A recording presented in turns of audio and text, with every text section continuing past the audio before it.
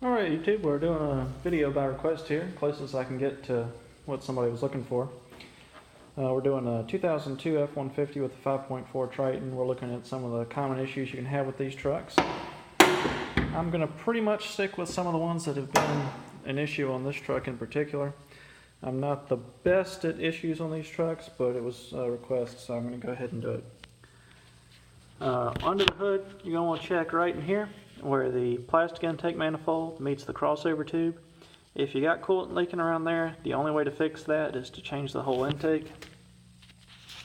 Big issue with these trucks is misfire, and I would be tending to stay away from a truck a little more if I noticed that, or if it was mentioned that the coils had been changed or the plugs had been changed and it's like mismatched. Like you can see, this coil and that coil are different colors. Indicates you might have somebody that's not the best up under the hood.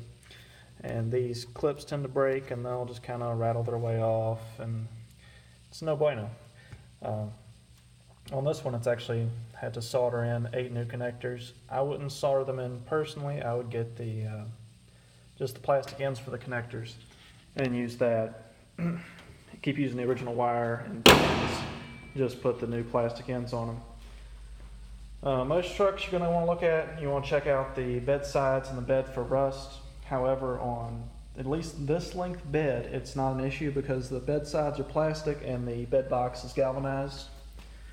However, you're going to want to come up under here, check out your spring hangers. I haven't seen this being an issue where I live, but on the generation before this, the hanger and shackle would rust out. Was a fairly common thing. What I've seen being more of an issue on these trucks is the frame rusting and breaking right there where that box is cut out. So you want to check that for rust. Check your spare tire holder. Make sure it's got a cable on it. There's one with the cable. There's the one that came off this truck, and obviously it's up under the truck normally.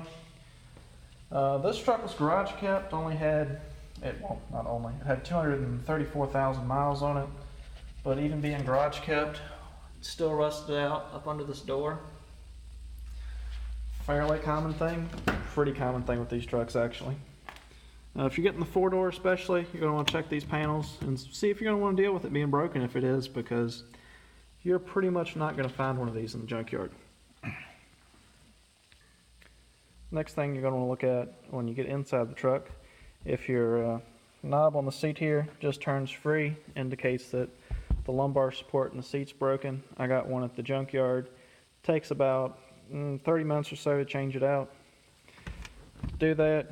You're going to bring the seat back, and it doesn't lean forward much with just this handle, but if you lift it there, push that down, it goes all the way forward. There's a seam under here you can see, and just pull your seat back up, and that's holes that the old one had punched in there. Once you get in there, it's fairly self-explanatory. I'll leave that for somebody else's video or something similar. If you're got this console overhead here and the temperature and compass aren't working in it, I would check out. You can take it apart if you're good at electronics and resolder some capacitors that are in there, and that should fix the issue. They tend to come off the board. Same thing can happen with the odometer.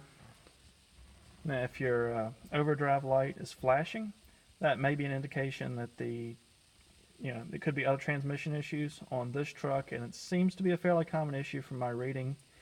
Is the transmission temperature sensor is the wire going to it's melted and it's bumping up against something. I haven't read this being what it does, but the behavior on this truck seems to suggest that when that light's blinking for that code, it won't shift into overdrive.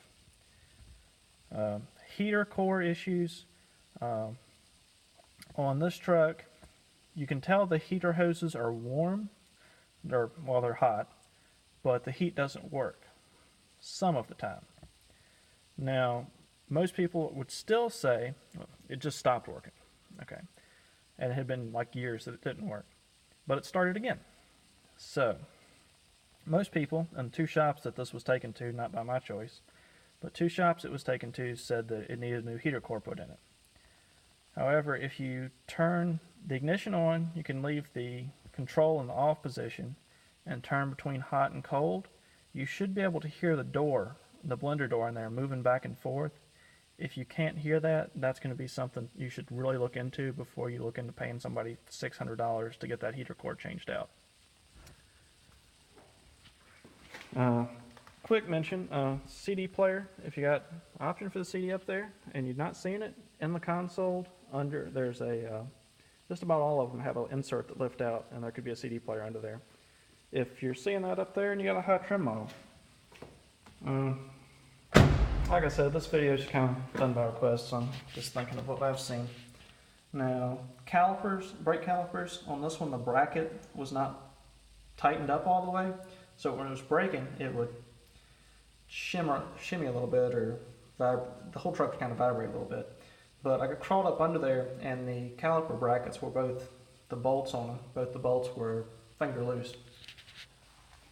Next thing I would think of, we had an ABS light on this truck, and it was for a wheel sensor.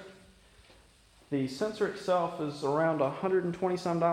The whole hub assembly is also around the same price.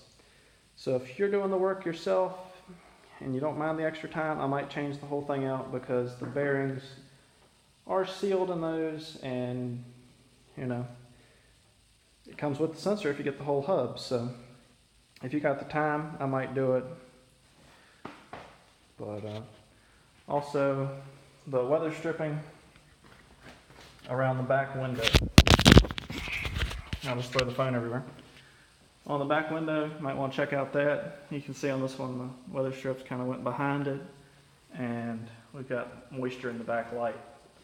Anyway, just some things to look out for I can think of off the top of my head.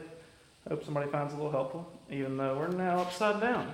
Yeah, so go ahead and subscribe if you're interested, and ask. I can do videos by request if I got something fairly similar to it. Y'all have a good one.